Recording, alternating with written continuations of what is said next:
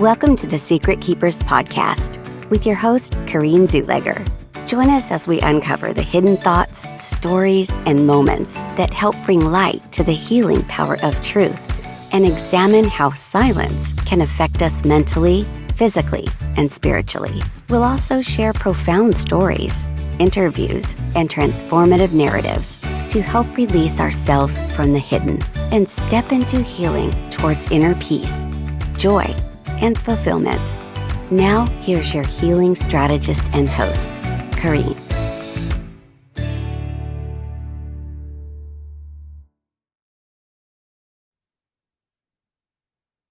Welcome to the Secret Keepers podcast.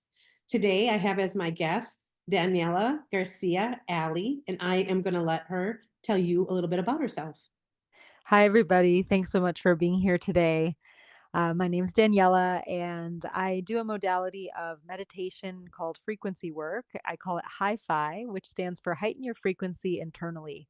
And Hi-Fi is a way that we can come into center and release all of the things about ourselves that keep us stuck in the past, in our minds, outside of feeling like we can be our true, brilliant, and expansive selves.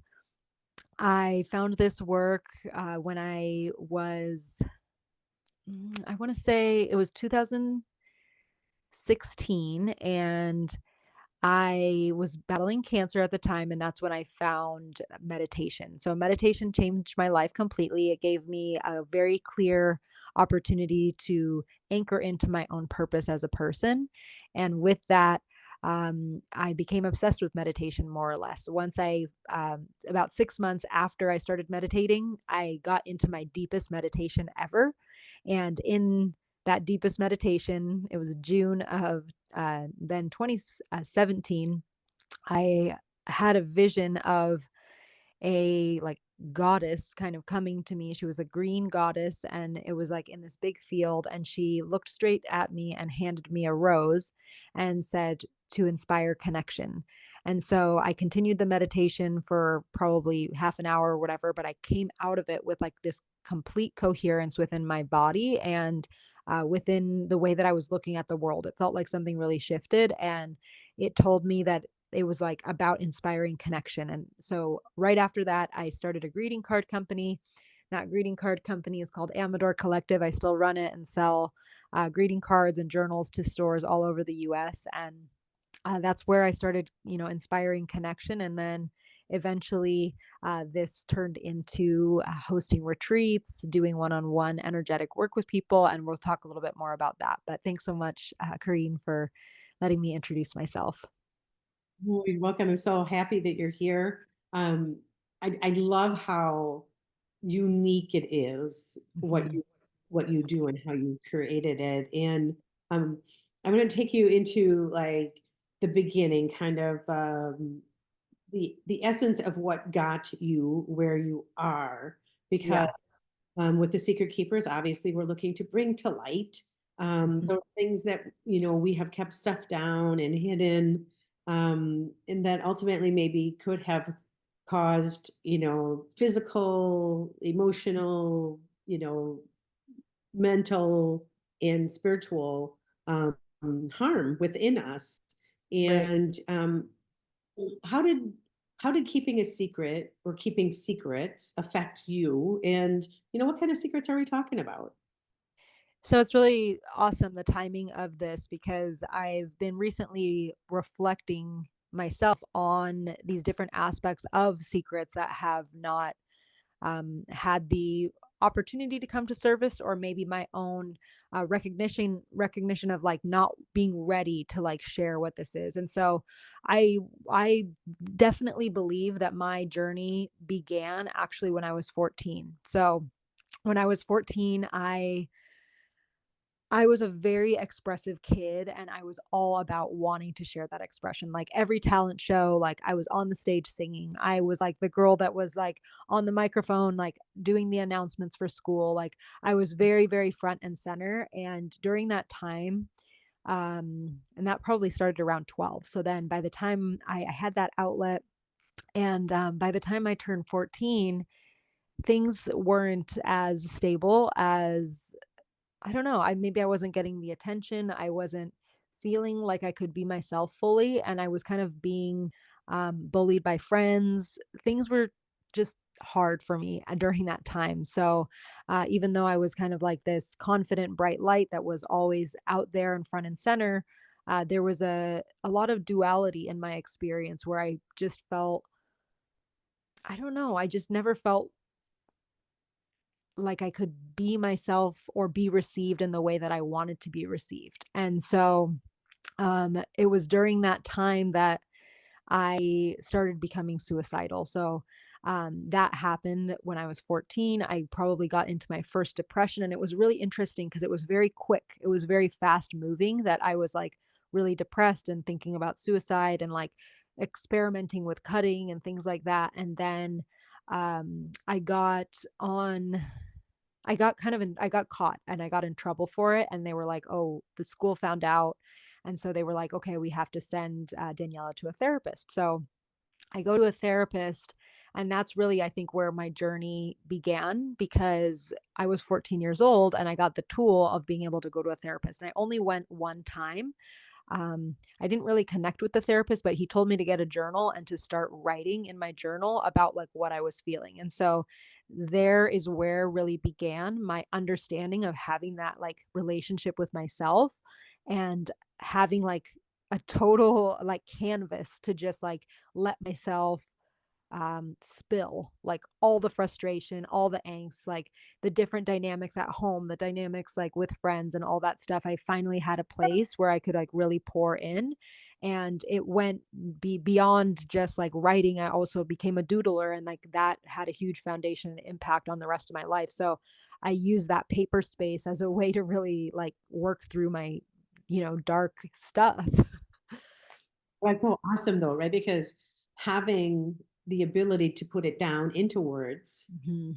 and then also, like you said, like you're creating art, you Yeah. know, having an expression of yourself out there, Yeah. um, help you. You know, we see so much right now, like with young people, teenagers, they're not really understanding how to do those things because they've Mhm. lived in such an isolated world for so long. And then Mhm. also they're technology based, right? So they're not even interacting face to face, and there's so much missing Yeah. there. But that's a whole nother conversation Oh, yeah. that we could get into. And it sounds like, okay, so you got to go, you went to one therapy, and good for the school for noticing that something was happening Yeah. with you, True. taking that proactiveness in it, because that doesn't always happen either. Sometimes kids can get glossed over. um, but I Yeah. know that, like, so, obviously, like, this is definitely affecting you physically, it's affecting you mentally, emotionally, I'm sure down Right. at a spiritual level, right? Because of what you're going through is Right. is starting to be consuming in Right. all consuming in all, because it's the big areas of life. Yeah. So what happened from there? So it's like cool because I can just like, as you were speaking, I just see the unfolding of like what happened from there to like move forward. So basically what happened was that after that happened, I got really, really teased by a lot of people. So instead of, it was a different climate, this was in 2002. So it was like, oh, Daniela's crazy, and that was the verbiage around, what I was going through with my Mhm. peers and with friends and stuff. I ended up going out for that talent show, which was like 2 weeks after this whole ordeal, and everybody kind of like found out and was making fun of me and stuff at school, and I just had a total flop like on the stage. And then everybody was just like, I looked out at the stage, and there's like the hundreds of kids from the school, and like my like closest best friends were just like laughing at me, like pointing and like making fun of me, and it was just like, it was really, really sad. But there was something within me that was like, I couldn't let that get me down. I don't know. And so with the work of showing up for myself and learning how to have that communication, like I think I created almost like a secret relationship with like my emotion and with my depth. And so that became a space of solace. But um, there was like the outward personality that everybody received and like the fun, playful, sweet. And then there was this other like counterpart of like deep, wounding, darkness, emotion. And that was where I started to get really curious about past lives because, I would have these like crying spells when I was a teenager and I would just cry and cry and cry for hours. And my parents would be like, "What is wrong? Like, what's going on?" Like, all of my needs were met. Like I was very well provided for and like I got whatever I wanted, but um I wasn't okay. And so that was when I started to like I grew up in Catholic schools and stuff. And so it was interesting when I was the one that said to my parents, like, I think I had like a past life or something like that where like something happened because how is it that I could feel so sad? Like, I don't know what it is that's what's going on with me, but I feel it. Like, I feel like I'm grieving. And I don't know if I had the right words like that to express that. But when I was then 16, I went to Barnes and Noble and I was like looking through the more new age section, and I found a book about rebirthing, and it was all about past lives and how to rebirth yourself out of your own trauma in this lifetime. And I read it. I don't think I understood it at all. I still have the book and like I highlighted different things. It's kind of cool to see like my earlier notes. But the thing that I recognize now is that like I read that and it impacted my consciousness, whether I like understood what it was about or not. It impacted me like here 21 years later, um, having a huge understanding about how the world works. So basically, what continued to happen was I found this book on rebirthing. I just like continued to like live my life in this like dualistic kind of form where I was really social and happy. And then, after the fun days or nights out or whatever, I would go home and I would process everything. I would journal. I would go through my real experience of like what it was that was happening for me spiritually, emotionally, and in the depths. And so then I get to college and there was always this imbalance, like where I felt so much like pain and so much like depression and confusion. But then, I'd go and like get dressed up for a theme party and have the best time, and everyone would see the pictures on Facebook or whatever. And it was just like, oh, Daniela has no problems. On the outside, everything looks perfect. And on the inside, there was a lot to work through. So there came a point in, um, I think I was a freshman or sophomore. I was a sophomore in college and I said to my parents, like, I need to go to therapy. Like, I just know that I need to have someone to talk to. So I, they were like, yeah, of course. And so I got into therapy. And then that was like, kind of like phase two of like learning to work with myself and learning to have like the consistency of not just like writing with myself, but processing that where I had somebody who could keep me accountable for all these changes and emotions and all this stuff that I was going through. Yeah, I think that, is what I'm hearing Yeah. is obviously this isn't it's not a one and done thing. This is a Mhm. process that you Oh, go yeah. through, and you gave yourself that space to go through the process. Mhm. And then came to a point where Yeah. you're like, I think I've arrived. So this whole rebirthing process, you Yeah. applied that, well, you read it and you somehow applied Yeah. it, um, probably at a subconscious level, anyways. Mhm. Um, so that I just am so fascinated about that, and also that you know you went through these teenage years and you were kind of bullied about the things, and um, how did your parents help you cope? I mean, were they there as support for Yeah, you? Were it's you really kind interesting of because they both have like yeah, they have like different styles. And so like I was very I don't know, my parents were always around. So with my dad, I feel like my relationship with him would be like, okay, I'm gonna like just spill everything out and put it all like on the table and like this is what's happening with this friend or this is what's happening with my overwhelm with school or whatever. And so there was a lot of processing going on with my dad at like a deeper level of like just I don't even know if it was like needing to figure it out. It was like just needing to be heard. So I was like very heard by him. And that was just powerful in itself to be able to express that. And like, some of his responses are just like, it's going to be okay, or like, I hear you, and it's just like, it's very simple. Like, he didn't need to respond in a huge way, but um and then on the Didn't need to other fix it. aspect, he didn't need to fix it. I just needed that avenue to like have it be heard. And then, with my mom's style of me going to her and telling her what's going on, you know, there was different layers of that, because it's like my mom was home more and she was around more, and so she was the person that, like, when I was in a chaotic moment or a low moment or whatever, she's just right there. And so I'm like, mom, this is going on. And so then it was like at the explosion, when you're at the peak or pinnacle of your emotional wave, she was there to be like, okay, like, let's just guide the water this way, and then, like, let's make a solution, whether it's, okay, I wanted to, um like, if I wanted to, like, run for student body and I felt like I couldn't do it, and then all of a sudden I'm having this emotional thing about it, and she's like, okay, well, we're gonna do this, like, all right, let's just, like, what do we need, I she would let me have that emotional wave, like, ride it out, and then be like, all right, so what's next, let's figure out what we need, and allow ourselves to move forward. So Yeah, oh, I love that.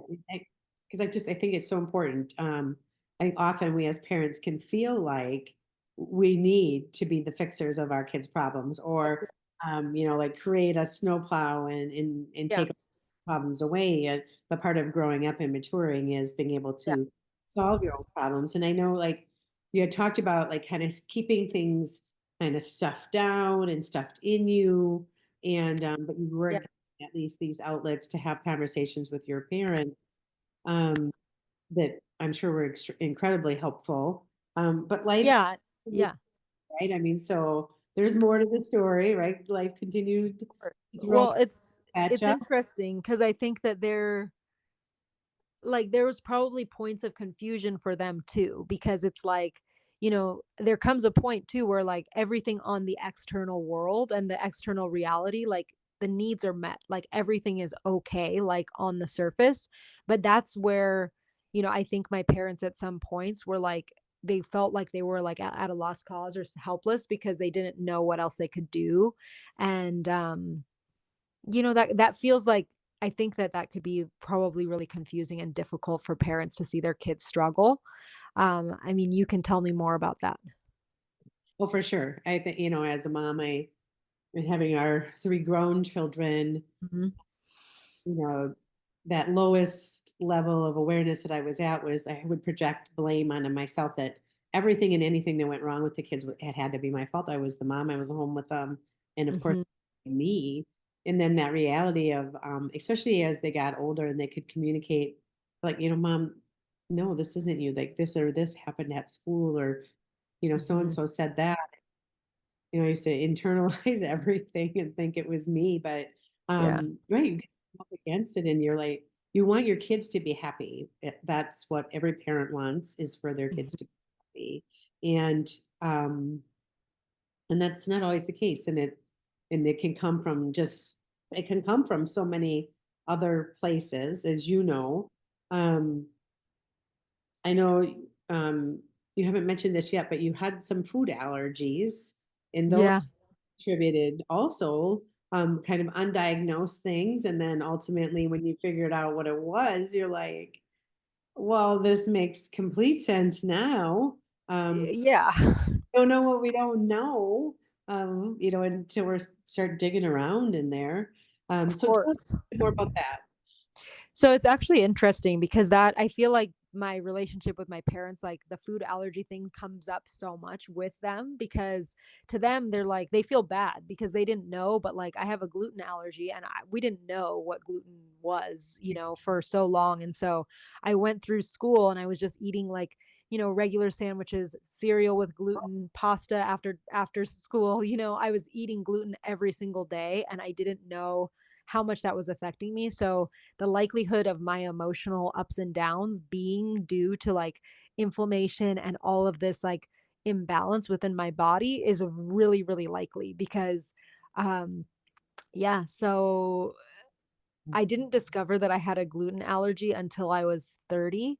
So, and that came after having cancer. So like, I'm going through all of these different things and, creating who I want to become. And then, I get hit with cancer. And part of what happened with that when I was diagnosed, I was 28. It was right before my 29th birthday.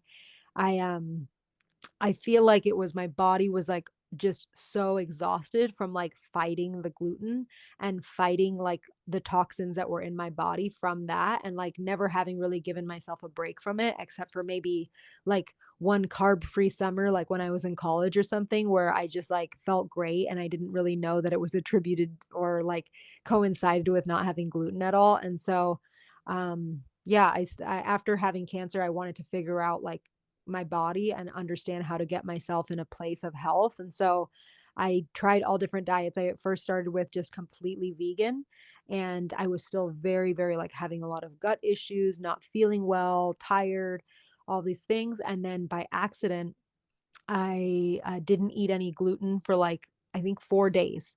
And I felt really good. And I felt good, but like I didn't really notice. It was one of those where you just feel good and you don't really think about it. And then I had like a huge bowl of spaghetti for dinner. And then the next day in the morning, I had an appointment with this new naturopath that I had been going to. And I said, I feel so horrible today. I think I was actually feeling really good the last few days. And he's like, well, what did you eat last night? And I said, well, I had a big bowl of spaghetti. And he's like, oh, okay, well, let's test you for gluten and let's see if that's an issue. He's like, girl, you have a gluten allergy. And I was like, what? Oh my God, I didn't know this. And he's like, don't ever have gluten again. And so then I mean, it was just like that. As soon as he told me that, I like that was almost 7 years ago, and I like have not had gluten since that moment. And like, he Yeah. gave me these like enzymes to like detox the gluten, and he said it's going to take you 2 years to like release all of the gluten and process all of that out of your body. And Mhm. so I was every single day taking these enzymes and then being aware of like a whole new way of eating. Yeah, there's different, and I'm going to tell you, the Yeah. products are way better than they were 25 years ago. Yeah.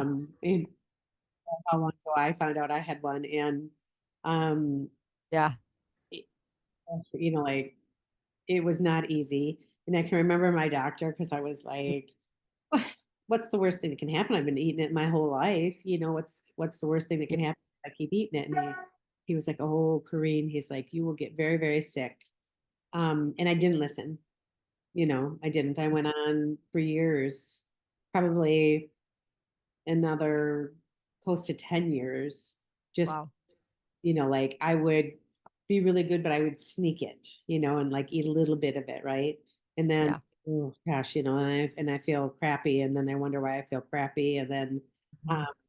anyways, probably about 12 years ago, so like when we built our house, um, Uh-huh. I was like, I need to listen because I was in a really rough place and still, Yeah. working through, probably need to get those enzymes you were taking and figure out what that is. But Yeah. so yeah, so I could totally get it, totally get the gluten allergy, but I digressed because you're talking about cancer, and I know that the diagnosis of the cancer and having this within your body Mhm. created a big shift for you. Oh yeah, that was like the pinnacle point of my life where I'm just like, "Oh my God, everything changed for me in that moment." You face the possibility of your mortality. Hmm. I can only imagine the sobering reality that creates for you. It's really interesting because it's like when I've never been with anybody before they passed, like maybe a few days, but not like in the moments before they passed. But like when I heard my parents talk about being in the room with their parents when they passed, like they just felt like this immense joy, and like they just became almost like childlike, and they got so like just playful and they weren't afraid. And like in the doctor's office that day when they showed me the picture, it's all lit up with red showing me that I had cancer, which by the way, like I knew I had cancer, and I kept telling the doctors, like, I have cancer, there's something wrong with me, like, for months, Mhm. and they just didn't believe me. And Right.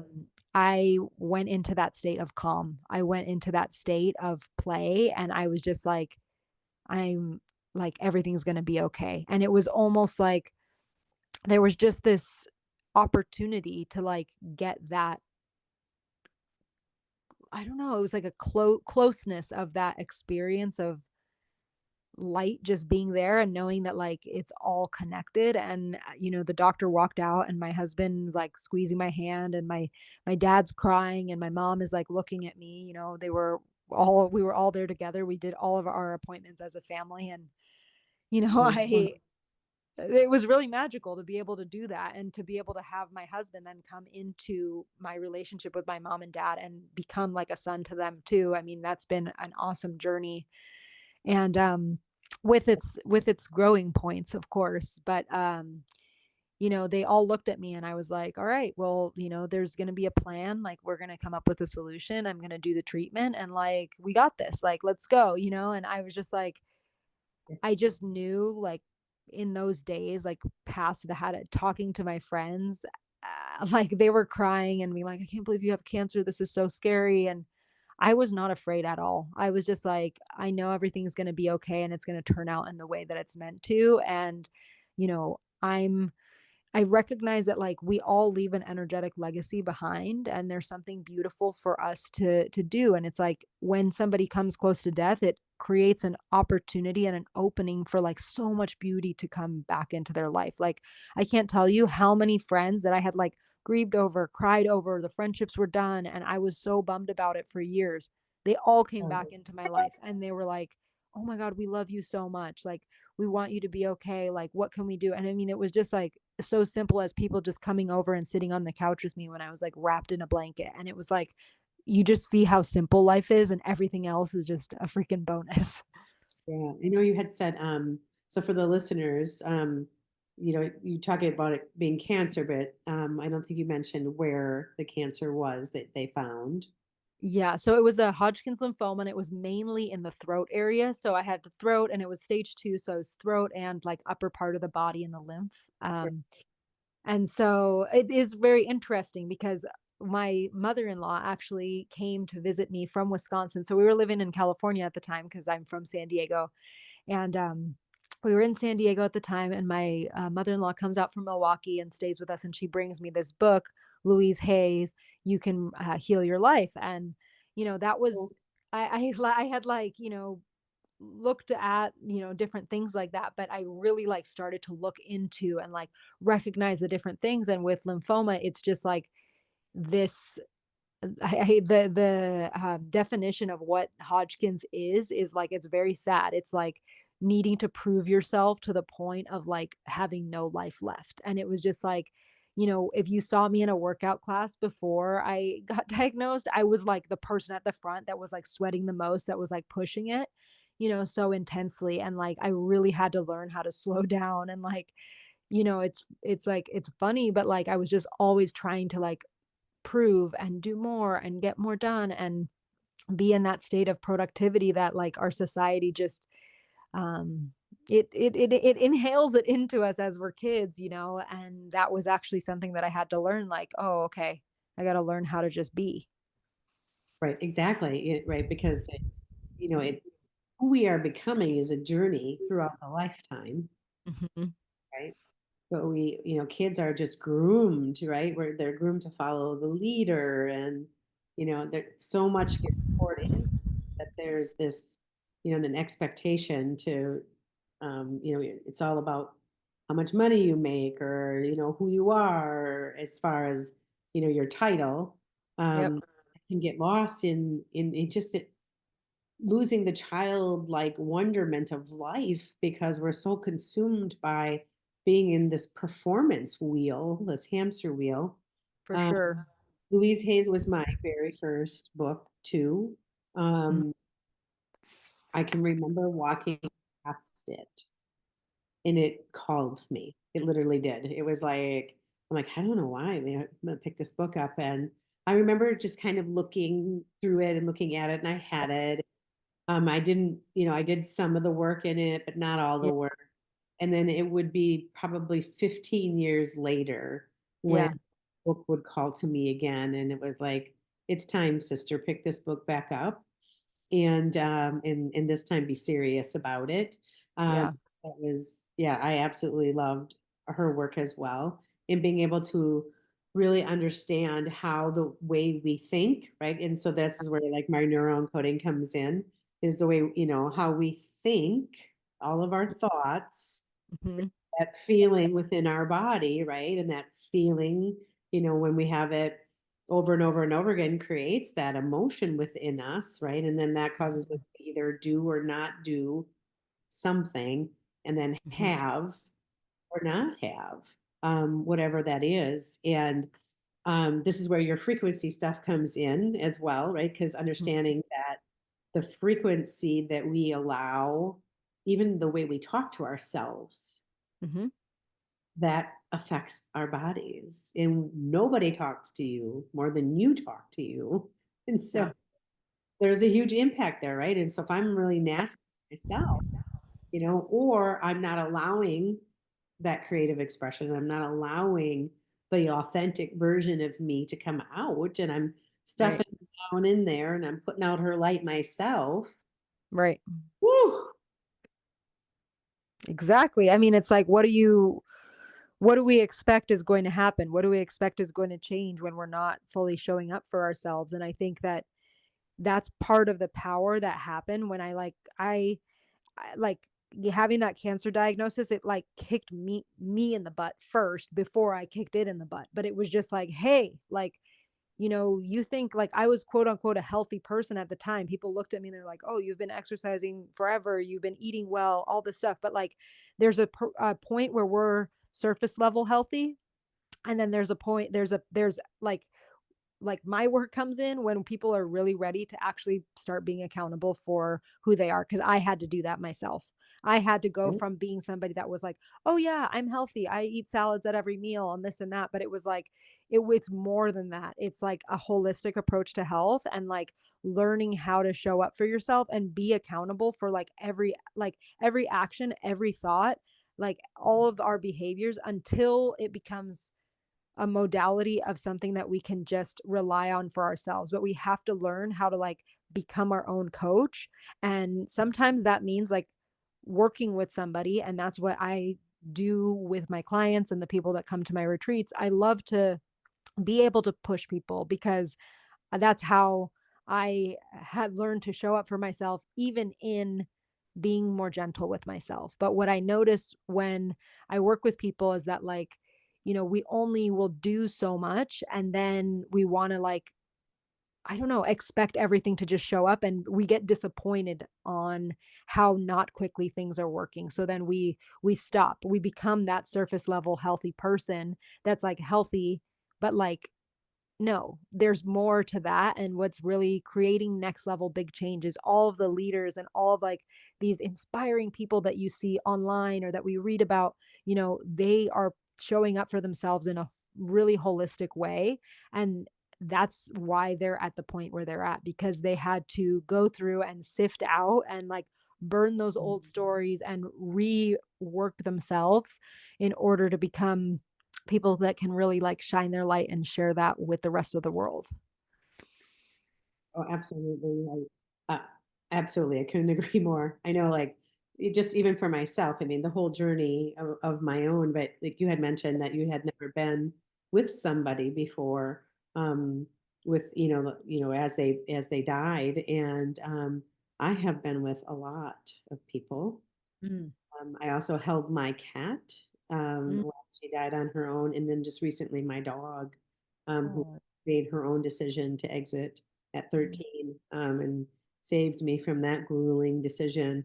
Um, mhm, but I am telling you, energy, like I get it. I've been able to see it and feel it and watch it leave the body.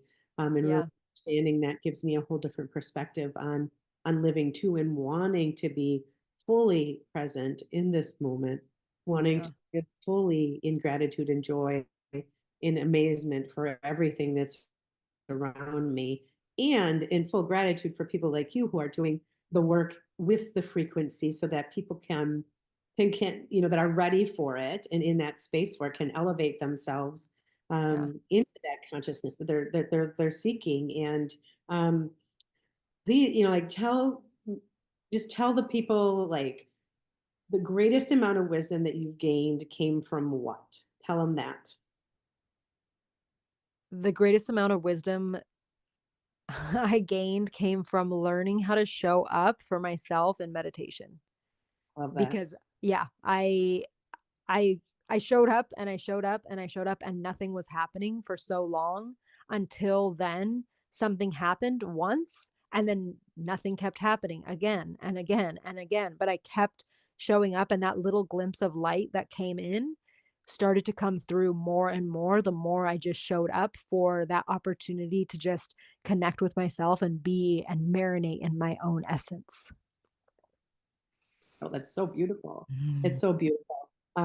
Danielle, I have really enjoyed having you here today, and I could talk to you all day. Mhm.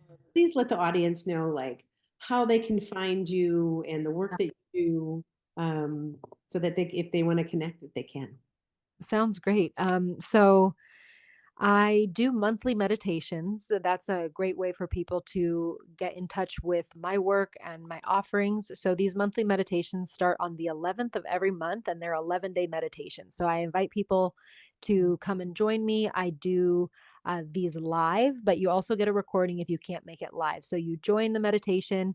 We're doing frequency work. So we're connecting with ourselves in that higher state of who we are beyond this veil of separation. And a lot of what Kareen and I were talking about is beyond the veil. It's transitioning from being in this state of like this world that we see and going into this like upward state of consciousness where everything is more energetic and everything is connected. So I do that. I do one-on-one sessions. So you can reach me at hi-fi-daniela.com. It's HYFIDANIELA.com. You can book a session with me there. I have a few different types of sessions. So in person or remote. And the remote sessions, I do either one on ones where I have the ability to scan people's energetic field.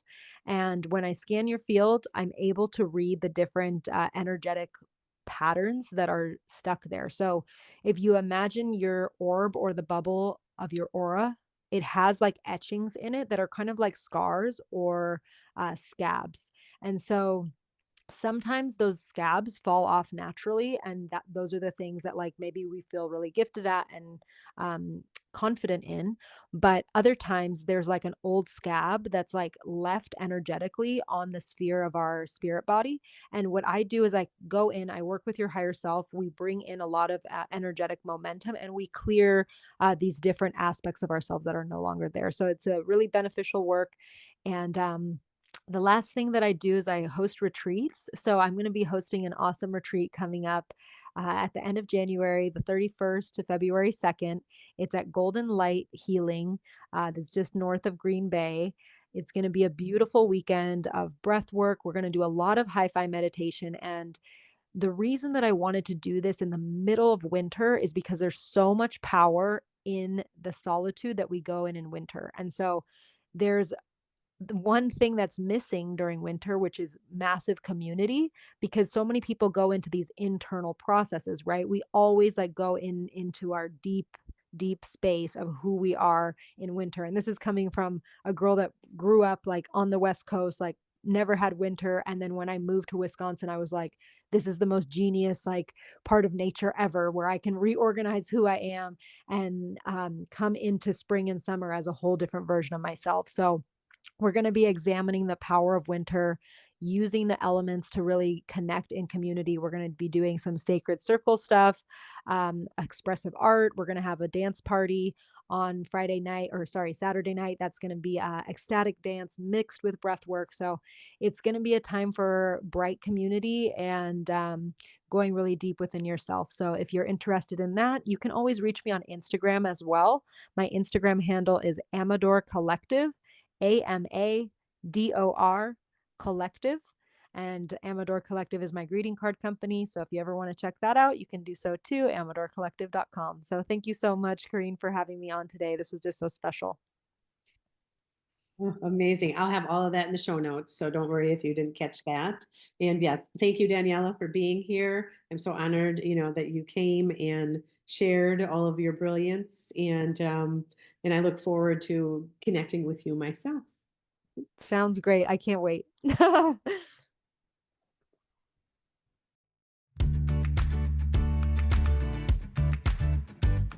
Thank you for joining the Secret Keepers podcast. If you found this episode helpful, please give us a like and follow so we can invite you back. And if you just want more, visit KareenZuleger.com. Remember, you're not alone.